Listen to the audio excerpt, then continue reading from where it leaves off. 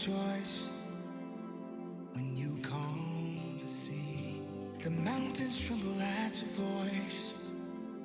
Now you're calling me, and I will trust in your word, because I know for sure you are in control. Nothing is too hard for you. You are more than able. Nothing can catch you by surprise. Nothing is too hard for you. You are more than able. Nothing can catch you by surprise. You promised you would never leave, and you'll never fail. You're not giving up on me. You've always been in my head, and I will trust in your word. One thing I know for sure, you are in control. You are in control.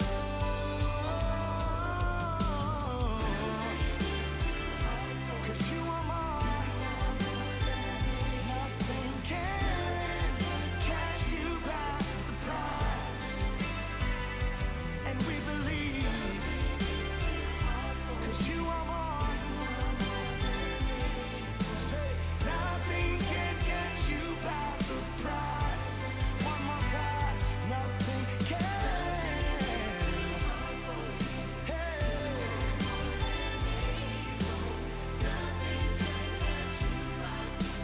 Put our trust in you, Lord. Yeah.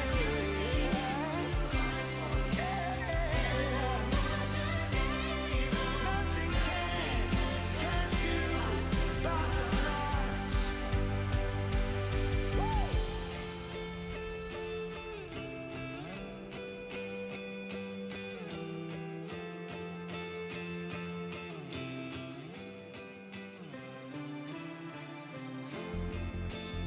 There.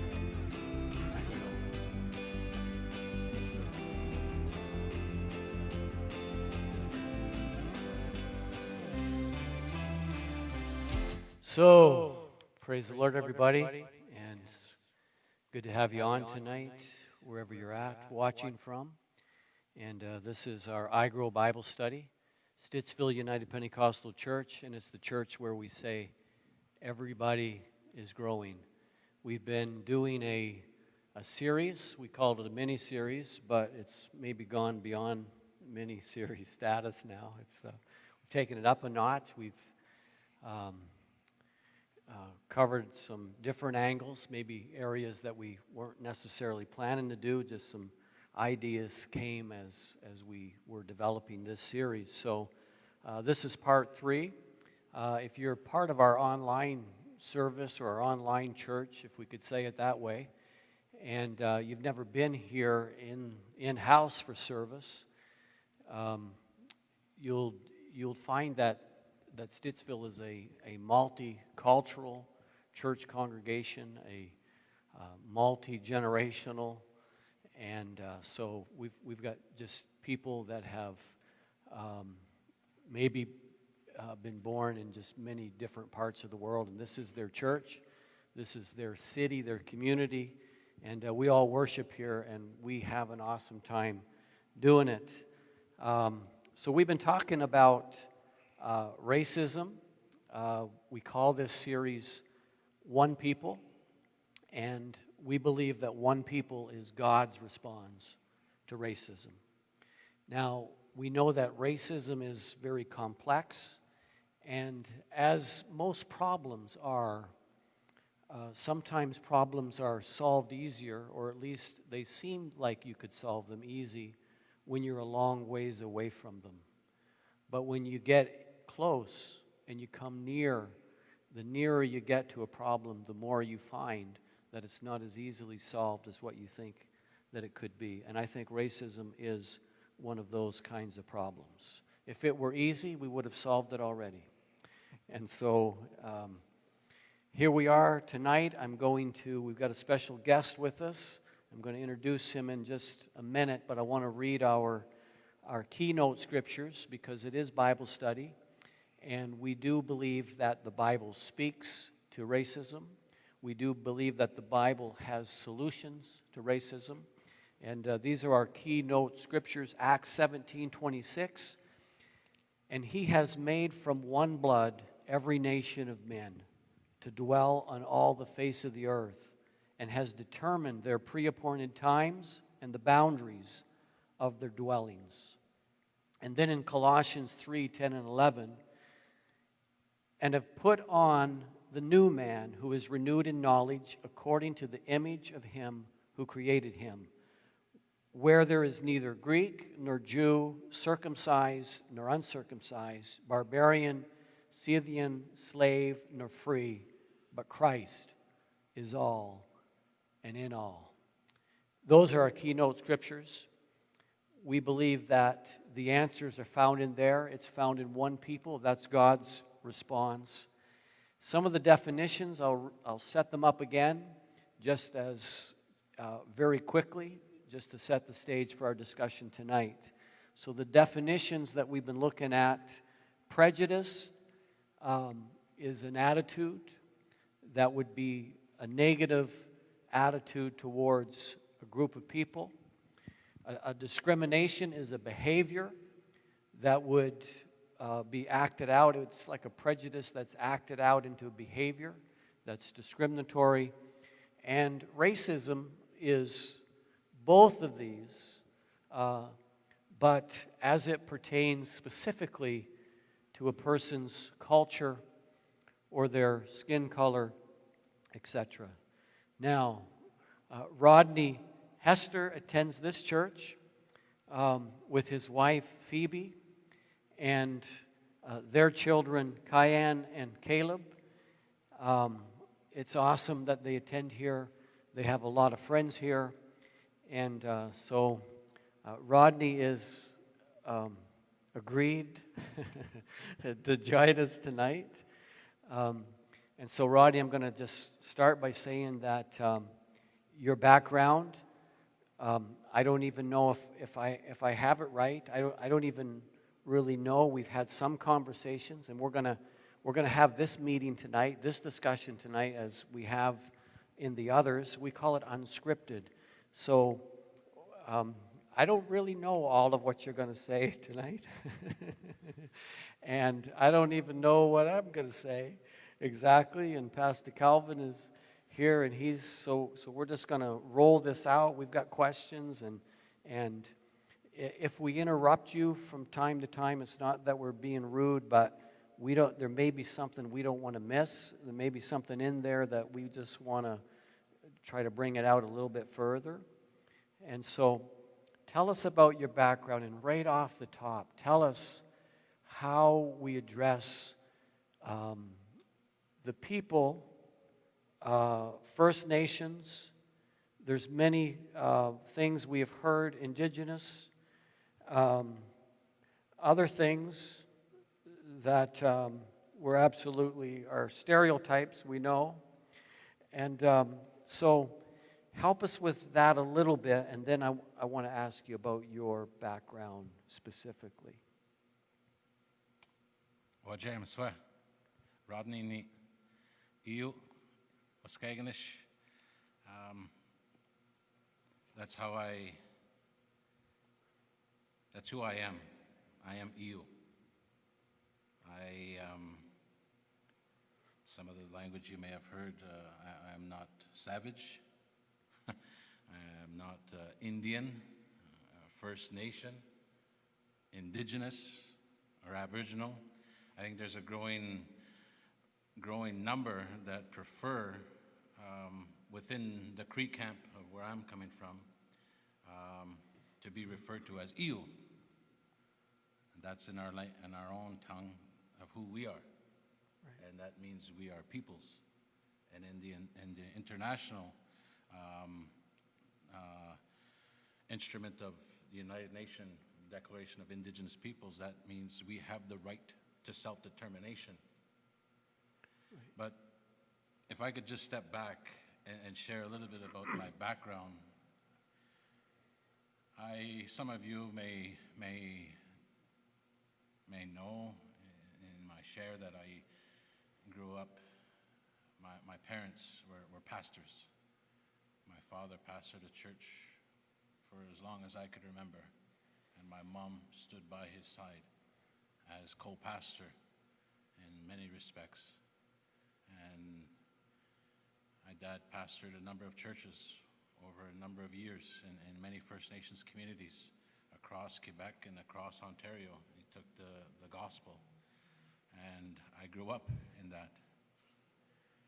And I always says to myself, finding someone that had a similar background was important to me, and this is where my wife Phoebe is with me, because she too had a similar upbringing. And when we came into Ottawa, we wanted to find a church home, and so we went to a number of churches over the course of months and even years, trying to find where we felt like home.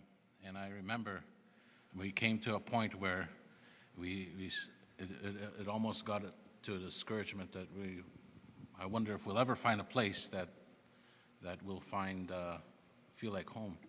And I says, we will.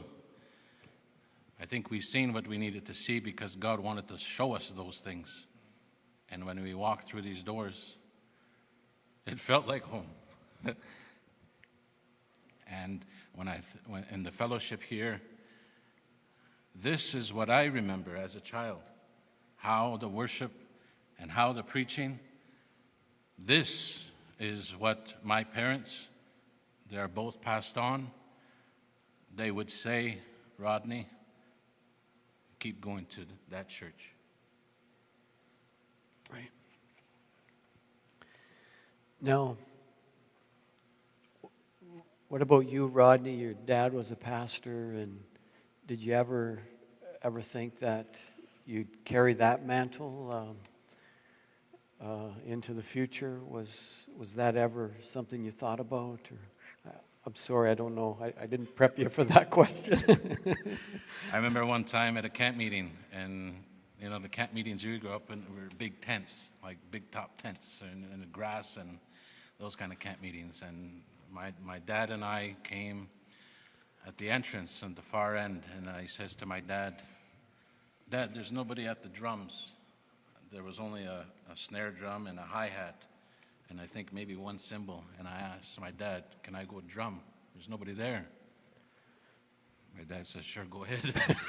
So I went up there. Never crossed my mind to drum. I can't drum like Brother Peter, for sure.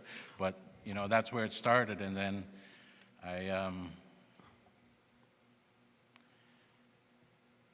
in the Bible, my father always said, train up a child in the way that he should go, and when he's old, he will not depart from it. And that's true in my case.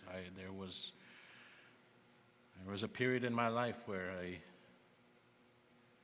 like Armani, you see him, that reminds me of me. And I don't believe that calling has evaporated. And yeah, I think the church family here are helping me heal and maybe come back to that place again. Awesome, thanks, Rodney.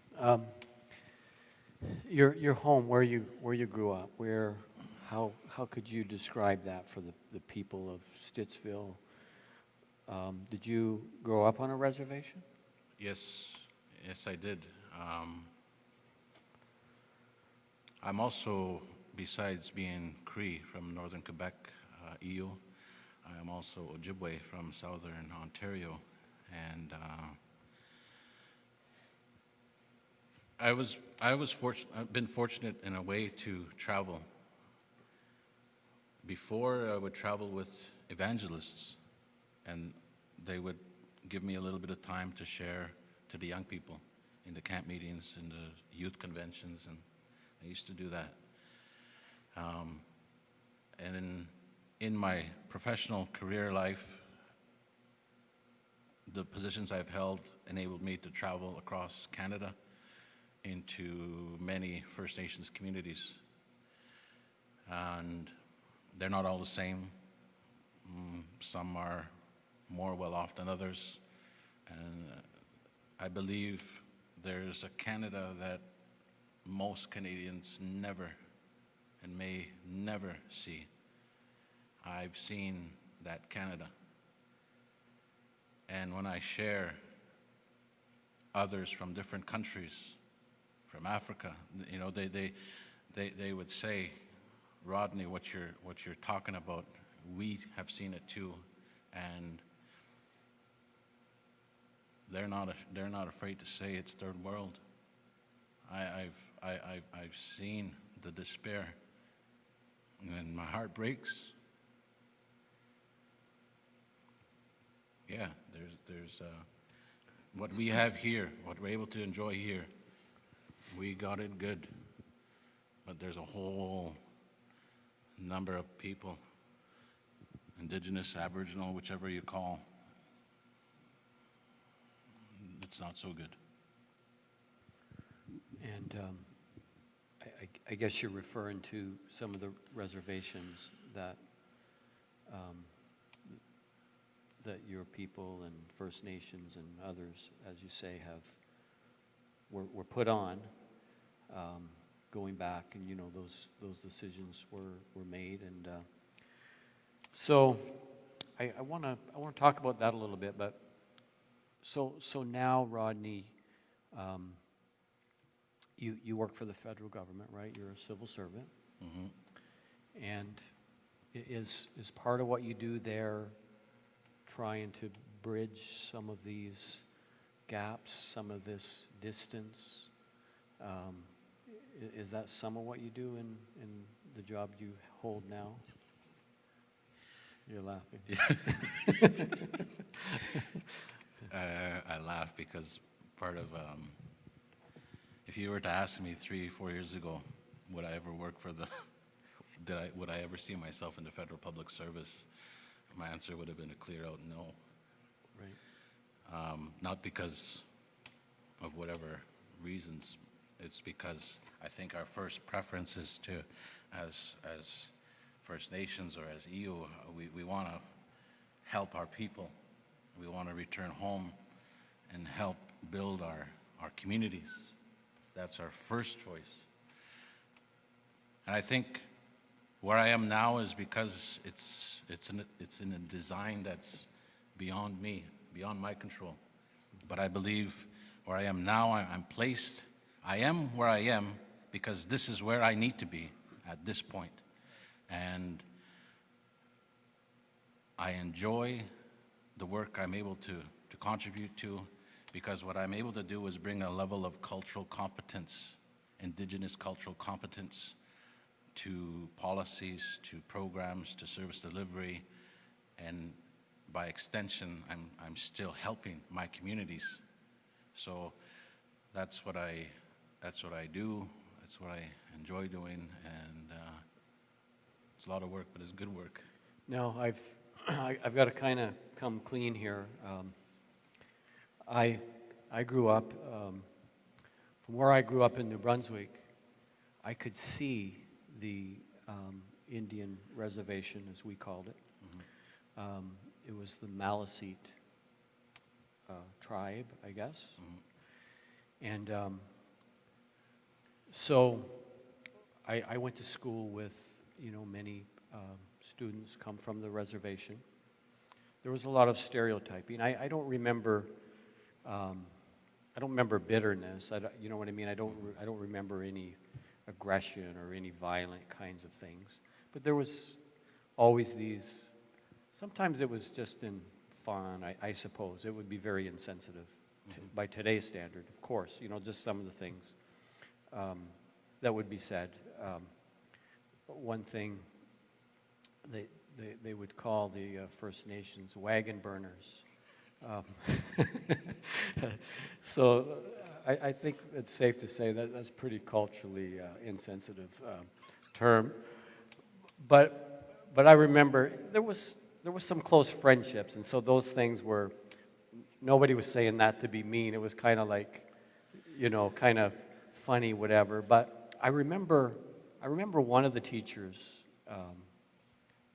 history, absolutely racist. There's no question. I sat in the class, and I could remember his interaction with some of the First Nation students, and very degrading, referred them as lazy, just looking for a government handout, all the stereotypes that I'm sure you've heard. But I remembered, I want to tell you this story because I remember one of the students in particular in my class. His name was Tyler Francis. And Tyler was well-dressed, and he carried himself well. He was well-spoken, and I think it was him that the teacher liked the least. I don't know why, because I kind of had the impression, here's a student that he's going someplace. He may get into politics. I don't know. He just spoke very well at different, public speaking things and whatever. You would be drawn to him because he was sharp. And so, as I was in the church tonight, I got here a little bit early, and I began to think about him. I began to think about this, what I'm telling you now. And I thought, I'm going to share it tonight, but I thought, I wonder what happened to Tyler Francis, because I've never heard from him since I've moved away from New Brunswick many, many years ago. And so I thought I've got to find, I wonder if I can see where Tyler Francis is. And so I went on Google, and he was easy to find. And I brought up his picture right away, and here he is.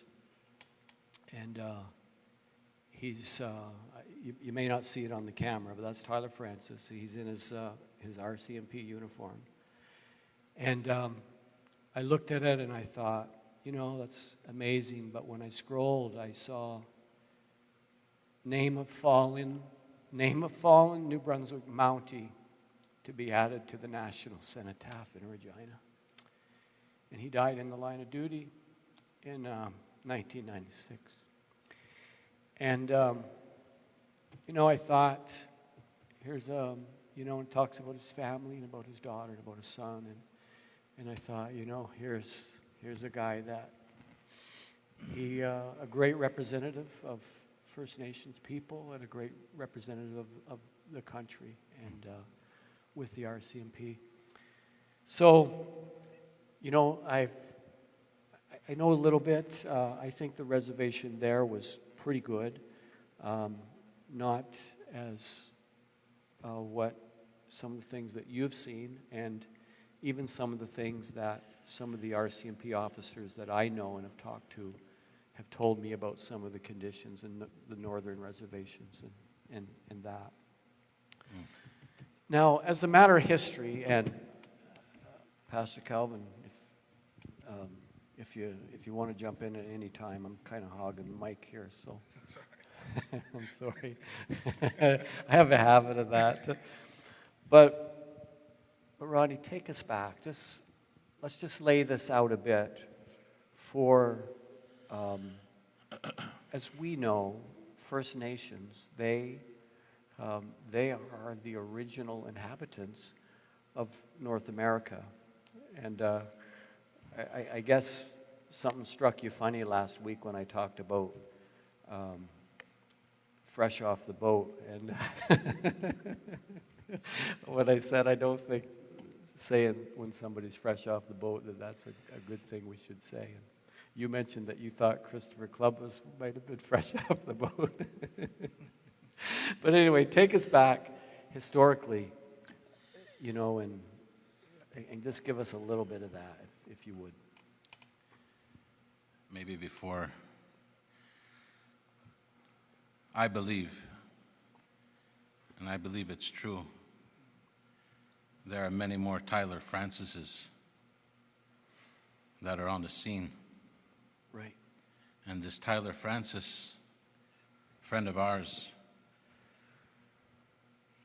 made an impression, I'm sure, to a great number of people. And those people will remember the Tyler Francis who he was.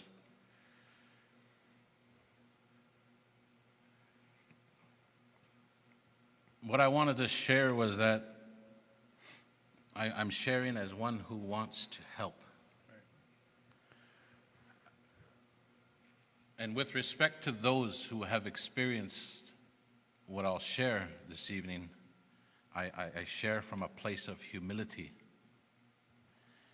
I am by no means a voice of authority, but I can, however, say that what I do share, I have support from many, because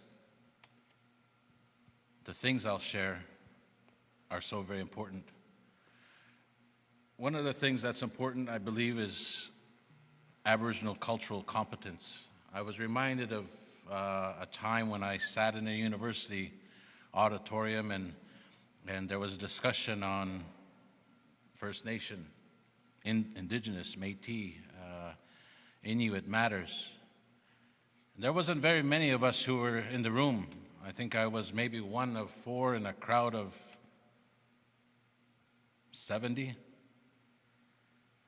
And I noticed that there was some hesitation from the non-Indigenous people in the room to share what they wanted to share, because every now and again somebody would look up in my direction. Is this gonna be okay if I share this, Rodney? You know, kind of. And I says to them, you could share anything you want to share. Say anything that you want to say, because there's nothing you can say that I haven't heard. There's nothing you can say that will shock me. We've heard it all, so we're in an education institution, so let's educate ourselves. And when I said that, one of the ladies in the class there, she said, I felt a freedom come over the place. And I said, that's what we should be doing. This is Aboriginal cultural competence. It's teaching all things Indigenous, but it should challenge one to question why one believes what they believe about Indigenous peoples. And it's an open dialogue, an honest, open dialogue. So, you know, growing up, every one of us that's joining online, that's here in the room, every one of us, I think if we're very honest, I could say, even myself, I didn't grow up in an education, high school, public school system that taught the full truth. It taught a certain truth, degree of truth. I've heard of the explorers, Columbus and Jacques Cartier and all the other great explorers. But that history that we were taught in those public schools did not have an Indigenous lens to it, an Indigenous perspective, an Indigenous truth to it. And so, you know, this is only beginning to take place now with the Truth and Reconciliation Commission, with the murdered and missing Indigenous women and girls. You know, these things, only now this dialogue that's been so important to have all along, that it's only beginning now. And I'll take us there this evening, but I think if that answers your question, I try not to be too long-winded. Well, I find that in these discussions, we're all here as one people. And when we say that statement, I believe it's important for us to understand, yes, we're multicultural, we're multi-ethnic, multi-generational, but when we say one people, we also need to celebrate our others' brothers and sisters, culture and background. So I'm here to more or less understand, because I would say, Brother Rodney, that I'm on Indigenous. I don't even know what the right term is. First Nations are Indigenous. I would be less educated on the historical context. Just as much, I find there's a lot of similarities when we speak about, I don't want to just say the black community, because even that's when I hear Indigenous, it kind of paints everybody with one brush. And I know in the black community, you can't say that. Mm-hmm. Speak to that, maybe from a historical standpoint. One, what's the right terms? How should people be, I don't even know if that's the right question, what's the right terms, but how would you term different Indigenous groups or First Nation groups? And then also maybe if you can walk through for us some history on, from your perspective, because you're right, I believe in the educational system, it's only taught from one perspective. So why don't you give us the other side, the other perspective that you know about and can speak to. Thank you. Yeah. I think I'll start by maybe a period in time when we were called Indians. And this is where I speak from a place of humility, because I didn't go through what I'll share with you is about. There was a time, 1920, only 100 years ago, where there was a policy that was passed. And this policy says that we are creating Indian residential schools. And it's going to be mandatory for every Indian child under the age of 15 to attend these schools. Mandatory.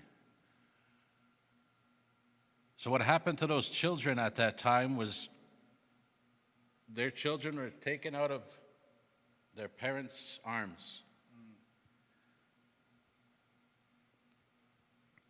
Shipped away thousands, sometimes hundreds, thousands of kilometers, miles away into a foreign environment without family, without community, without parents. And this was residential schools, Indian residential schools. And at the time, the thinking was, I want to get rid of the Indian problem. Our objective is to continue until there is not a single Indian in Canada. And until there is no Indian question. 100 years ago, this was the thinking. 150,000 Indigenous children were impacted by this policy. The last Indian residential school closed its doors only 24 years ago.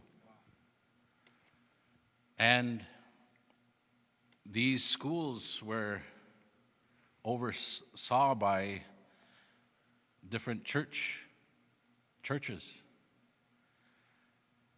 And at the time, the body that was used to force these children into these schools was the RCMP.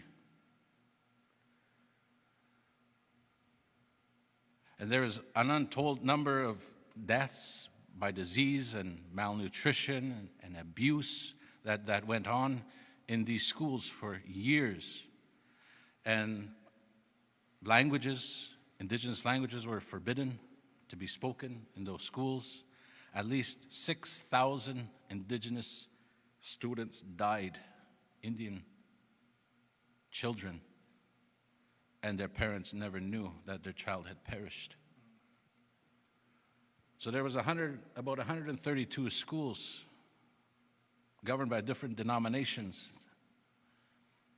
And one of the common themes that came out of the Royal Commission on Aboriginal Peoples was the survivors were expressing this common theme of a bad feeling towards RCMP.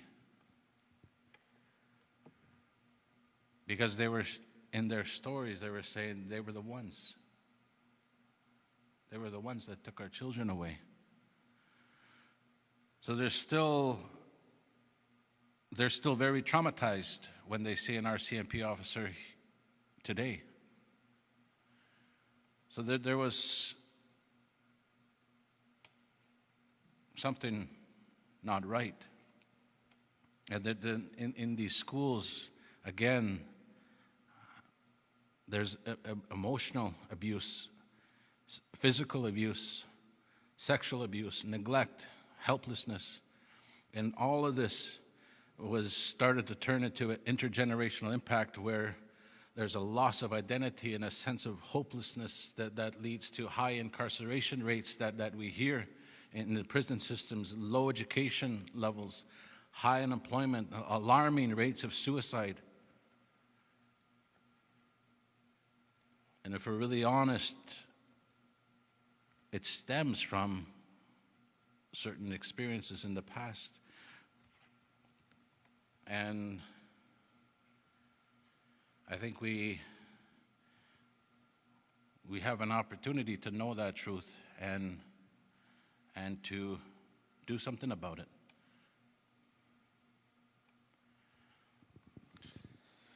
Powerful. And I find it so fitting. Jesus' greatest commandments was love the Lord with all your heart, soul, and mind and strength.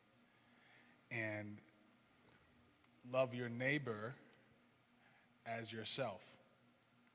And we sometimes say that and say, well, I'll love my neighbor like myself, but I love everybody. Well, yes, I can say I love everybody that I don't know. I don't know their story, but I know my own story. I know where we come from, my history, my family.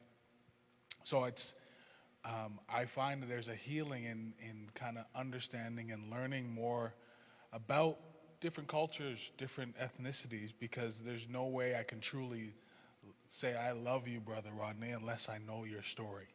Right. I have another question around that, and this one is more centered around, I would say, your calling.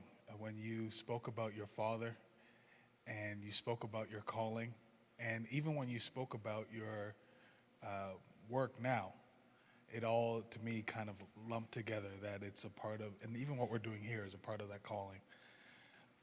How did you, what was the impact of the gospel that you saw in, I would say, reservations with your father or different communities? Because from my standpoint and my limited education around this, and I know we've talked about this before, when you first told me your dad was a preacher going and you were telling me about all these conventions, to be honest, Rodney, I was like, I never knew that there was conventions and the gospel preached throughout Indigenous communities. Why don't you just walk us a bit through that and the impact the gospel had made in those areas and how you see the gospel playing out even in this light of this type of discussion?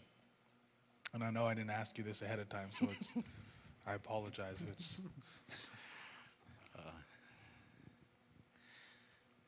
Again, I think it was,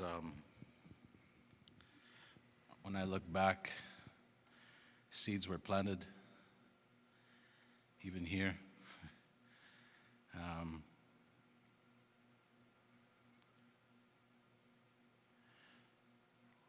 If I were to think back at a decade where, where there was a sweep, like just a move, a wave of, through the communities, my mind goes back to the 80s, late 80s, maybe even into the early 90s. There was even one community that we were living in at the time. I think 98% of the people were saved. Mind you, the population was only about 300, but still. And that was in many similar in many communities. I think, again, as an outcome of, or as a result of Indian residential schools, there was a lot of pain that that scarred people and continue to scar people. A lot of anger, a lot of resentment, and I think people, maybe some got tired of trying to drown it, and use other substances to get their mind off that pain. And people were looking for an answer. They were looking for healing. They were looking for a peace. They were looking for something real, something more than this world could offer. And I think that caused many to come to the cross. And that's a question that puzzled me one time. How do a people whose experiences with the church through the Indian residential schools, how do a people with those experiences turn and embrace the church after all that was done to them? I believe part of the answer is before the church was the church, there was fallen humanity. And this contaminated the authentic and the pure. And I believe that it's through the demonstration of God's love through Christians and His grace that intended relationship is restored. And I've seen, we see people dancing around here, and that's how it was. Yeah. Yeah. I think, Rodney, I'm not sure if we totally got the picture, but when it come to running these residential schools and this government mandated remove the kids from the parents and put them in these residential schools. These schools were operated by Christian churches. Like they were joint ventures, correct? Like they were partners. Mm-hmm. So it's like so the Christian church was a partnership in this great travesty that happened against First Nations kids and families and parents. And they just became a part of this whole terrible narrative. And so it's there. It's this, not only is there, these divides with the bureaucrats and the government and the RCMP, there's a divide with the church by nature of how this thing rolled out. And I think it's a matter of perspective, because I think this is not the church, these four walls. The congregation, is or is not the church either. You're the church. Right. If I'm convinced, you convince me that what you profess is genuine, you then are what I see as the church. And if I'm convinced that, man, that what this man has is real, I could feel it, I could sense it, and I want that. I don't need a building, or I don't need a denomination. I think it's breaking it's changing that thinking. But I also like to make the point too that, so what good did come out of the Indian residential schools? Because some good did come out, I'm believed. And I believe it even in the RCMP, we cannot paint everyone. We cannot paint everyone with one broad stroke, one brush. There are good people with good hearts that are there for a purpose, and they're doing what they are called to do. I truly believe that. And when I think about what good came out of the Indian residential schools. I'd like to think some of those children at recess time went around the building and had a conversation amongst themselves and says, this is what we're going to do when we get out of here. And one of those people that I think about is late Grand Chief Billy Diamond. There was a time when the Cree were told, you have no rights, no Aboriginal rights, no treaty rights, and any rights you think you may have can be stripped away in an instant. Billy's father, these words were directed to him, Malcolm Diamond. Malcolm Diamond sat there, and it was such a disrespect. And Billy and his friends couldn't believe that these words were spoken. And Malcolm raised his head after a minute. He looked at those young Crees and the Billies in the eyes, and they said, go to their schools and learn their ways and use this to help our people. And this is what they did, Billy. When he became of age as a leader, he had a thunder in his voice, and he said, listen here, Premier. And that's how he talked. He commanded the room. And out of that, we have the James Bay Northern Quebec Agreement, which was signed in 1975, a monumental achievement. No agreement like it. And at the passing of Billy, there was a liken to him. He was our Martin Luther King. Yeah. And he says, one of his last words, he says, never again will anyone sit across the table from my children, from my grandchildren, or from my great-grandchildren and tell them, you have no rights. At the time, they said, I don't know what he's referring to, Aboriginal rights, treaty rights, what are these? Because that was new language. But he said, I don't know what he's talking about, but we're going to get him.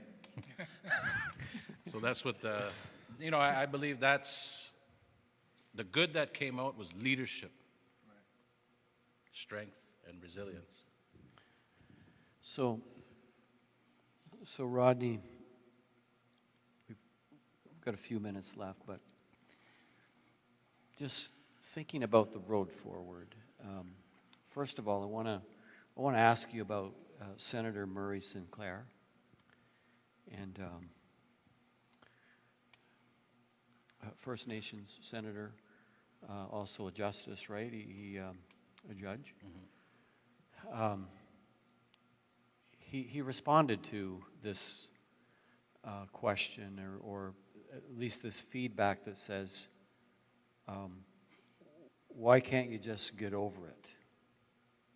And I think he had a great response, but I want you to give his response to why don't you just get over it and let's move on.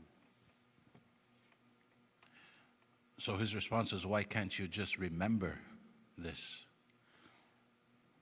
Because this is about remembering people who have been victims of a great wrong. Mm-hmm. And he went on to say, why don't you tell the United States to get over 9/11? Why don't you tell the Jewish community to get over the Holocaust? Why don't you tell this country to get over the veterans who died in World War II instead of honoring them once a year? Why don't you tell your families to stop thinking about your ancestors and relatives who died over the years? It's because it's important for us to remember. We learn from it. It's a part of who we are as a nation, and this nation must never forget what it once did to its most vulnerable people.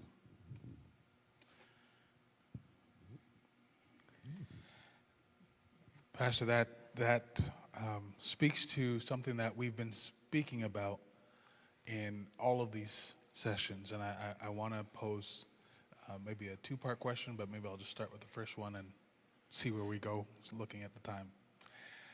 But when I hear things like that, it's something that I even addressed last week, and I would put it under a category of not only racist, but maybe in a place of racial insensitivities. And that's something that, with all the things going on, and we're speaking about black racism, maybe educate us on racial insensitivities. When you hear things about the either Indigenous community, and you still haven't told me how I should speak to that. Maybe like Martin Luther King says, like, I don't want to be viewed by the color of my skin or by this broad brush view, but by an individual. So I kind of ascribe to that because I look at you as Rodney, my brother in Christ, and not anything else really. Mm-hmm. But maybe speak to some racial insensitivities that maybe people should be more aware of, how they speak, what they do.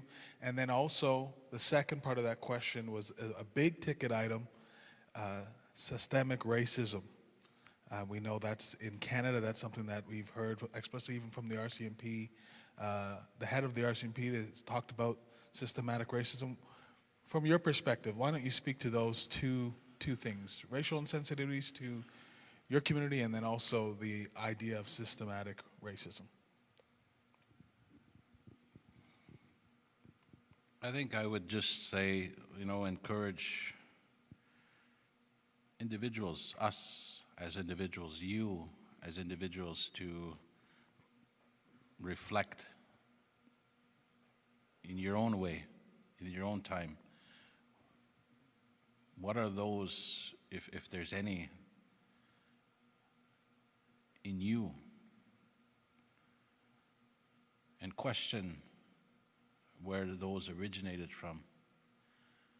Why, if there's insensitivities there, or if there's perceptions of what is Indian, why do you think that way? That would be, it's a very complex, and this systemic racism, it doesn't mean everyone in the system is racist. But it applies to if the system is founded on beliefs and philosophies that even force non-racists to behave in a racist way. Again, this was from Mary Sinclair.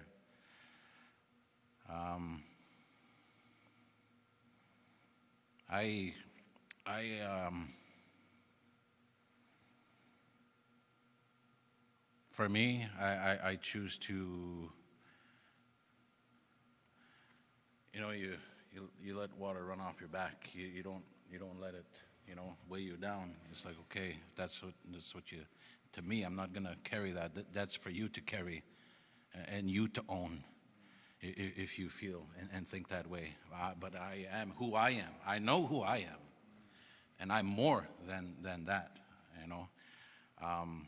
So part of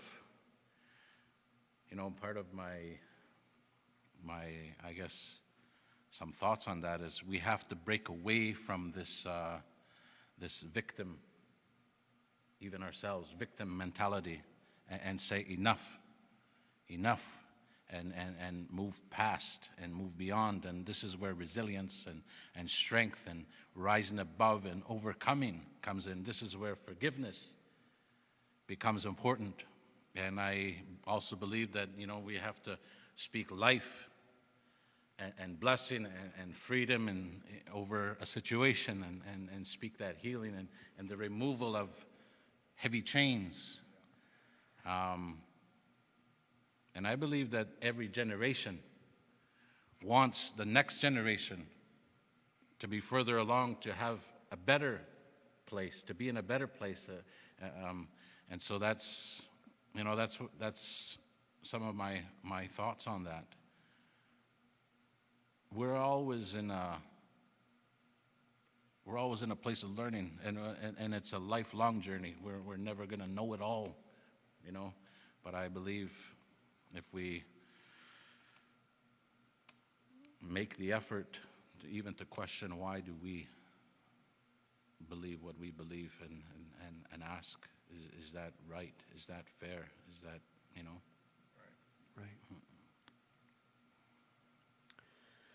So, Brother Rodney, I know that I think it was 30 years since the Oka crisis. Is that accurate? Yes. And I don't know if our people that are watching remember the Oka crisis, but I guess what I wonder about, all of these discussions that we have on racism, and like I said, these are deep. These are, some of this discussion, and really, you kept it as light as you could tonight. There's a lot of other things. There's lots of other deep, difficult discussions to have, and even conditions now on reservations, boil water advisories and not proper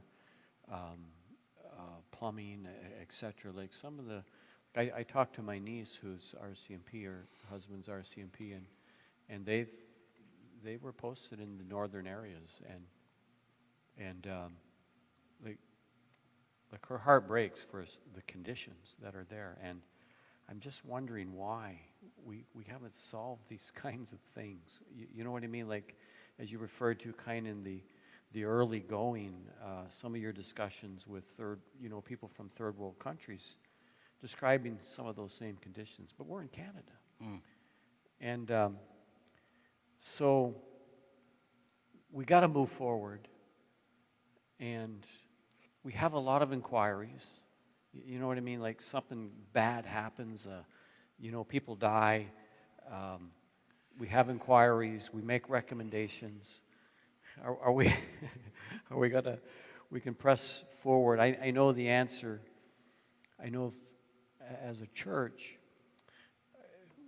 forgiveness. That's, and so I guess what I'm thinking is, for us, we can't set the narrative for the world, and I don't know the world's going to solve it. But here in our lives, we're brothers, and we're one people. And so, any thoughts, closing remarks? We're down into the last 5 minutes tonight. Any last little thing you want to share with us before we close out the session tonight? I think many of our people were very good at paddling upstream. Progress has been slow in a number of cases. I believe overall, from what I've seen, yes, we're on the right track. There's steps being made in different areas. Part of what I believe, I think, is this kind of dialogue here, even in this church setting. You're doing something right. This is very, this is a step in the right direction, and we're doing our part here at UPC. And I think as more truth is shared, and shared in a good way, a helpful way, and I think more understanding is being had.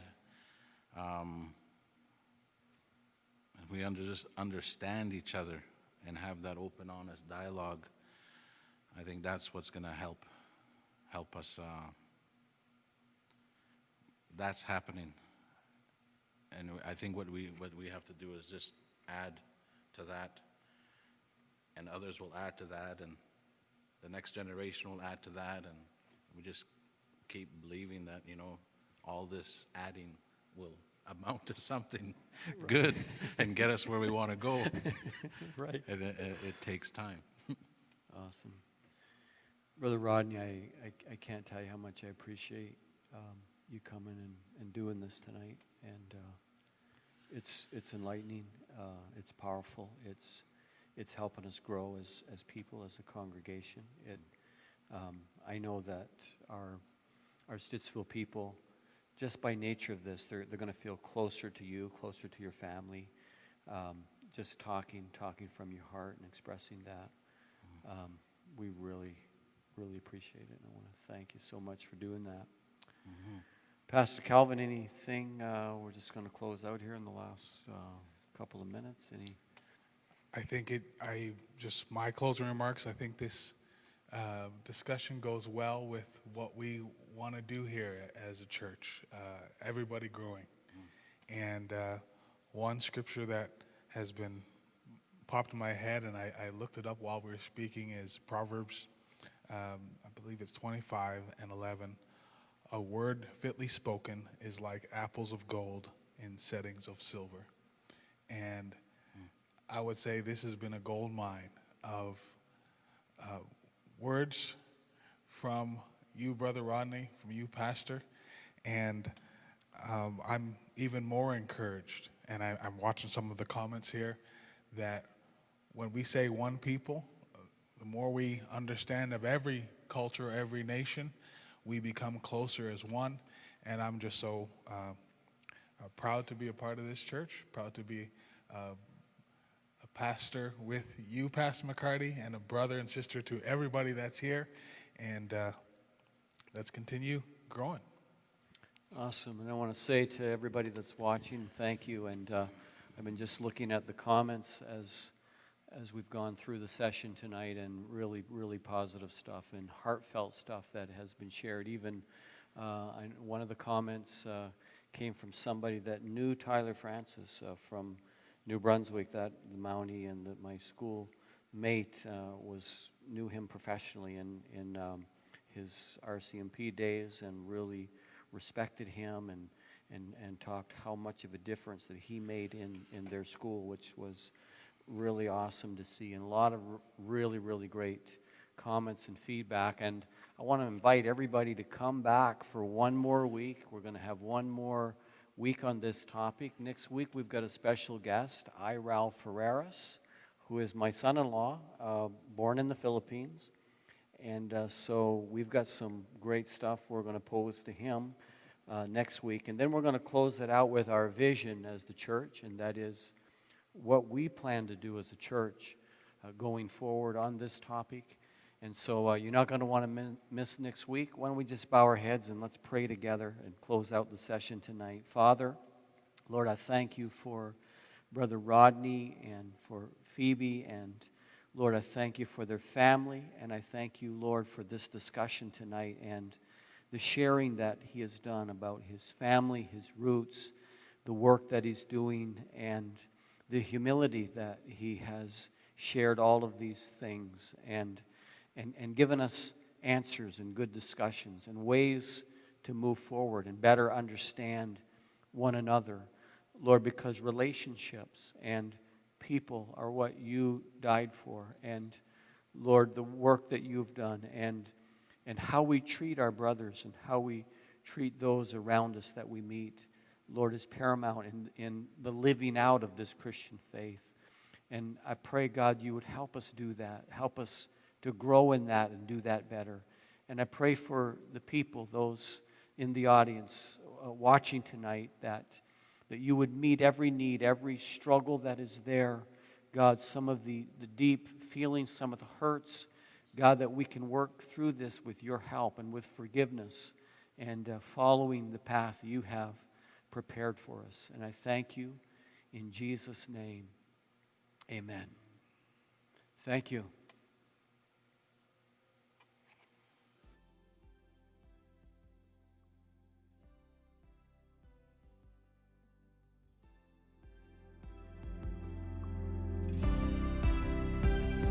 The earth didn't have a choice when you calmed the sea. The mountains tremble at your voice.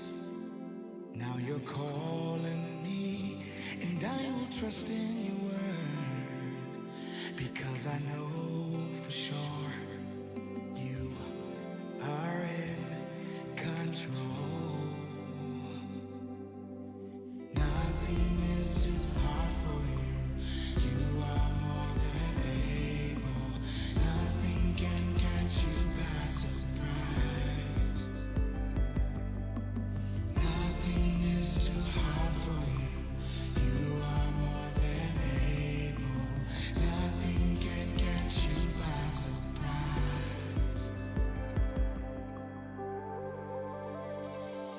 You promised you would never leave, and you'll never fail. You're not giving up on me, and I will trust in your word. One thing I know for sure,